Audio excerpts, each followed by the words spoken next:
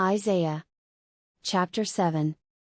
And it came to pass in the days of Ahaz the son of Jotham, the son of Uzziah, king of Judah, that Rezin the king of Syria, and Pekah the son of Remaliah, king of Israel, went up toward Jerusalem to war against it, but could not prevail against it. And it was told the house of David, saying, Syria is confederate with Ephraim. And his heart was moved, and the heart of his people, as the trees of the wood are moved with the wind. Then said the Lord unto Isaiah, Go forth now to meet Ahaz, thou, and Shear-Jashub thy son, at the end of the conduit of the upper pool in the highway of the fuller's field. And say unto him, Take heed, and be quiet, fear not, neither be faint-hearted for the two tails of these smoking firebrands, for the fierce anger of Rezin with Syria, and of the son of Remaliah. Because Syria, Ephraim, and the son of Remaliah, have taken evil counsel against thee, saying, Let us go up against Judah, and vex it, and let us make a breach therein for us, and set a king in the midst of it, even the son of Tabiel. Thus saith the Lord God, It shall not stand, neither shall it come to pass. For the head of Syria is Damascus, and the head of Damascus is Rezin, and within 65 years shall Ephraim be broken, that it be not a people. And the head of Ephraim is Samaria, and the head of Samaria is Remaliah's son. If ye will not believe, surely ye shall not be established.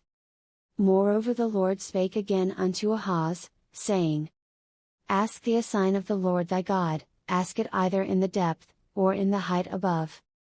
But Ahaz said, I will not ask, neither will I tempt the Lord.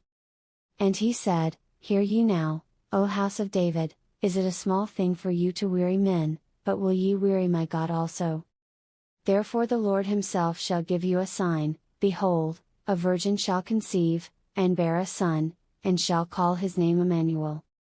Butter and honey shall he eat, that he may know to refuse the evil, and choose the good. For before the child shall know to refuse the evil, and choose the good, the land that thou abhorrest shall be forsaken of both her kings. The Lord shall bring upon thee, and upon thy people, and upon thy father's house, days that have not come, from the day that Ephraim departed from Judah, even the king of Assyria. And it shall come to pass in that day, that the Lord shall hiss for the fly that is in the uttermost part of the rivers of Egypt, and for the bee that is in the land of Assyria.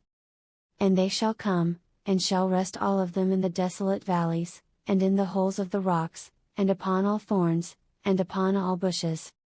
In the same day shall the Lord shave with a razor that is hired, namely, by them beyond the river, by the king of Assyria, the head, and the hair of the feet, and it shall also consume the beard. And it shall come to pass in that day, that a man shall nourish a young cow, and 2 sheep. And it shall come to pass, for the abundance of milk that they shall give he shall eat butter, for butter and honey shall every one eat that is left in the land. And it shall come to pass in that day, that every place shall be, where there were 1,000 vines at 1,000 silverlings, it shall even be for briars and thorns. With arrows and with bows shall men come thither, because all the land shall become briars and thorns. And on all hills that shall be digged with the mattock, there shall not come thither the fear of briars and thorns, but it shall be for the sending forth of oxen, and for the treading of lesser cattle,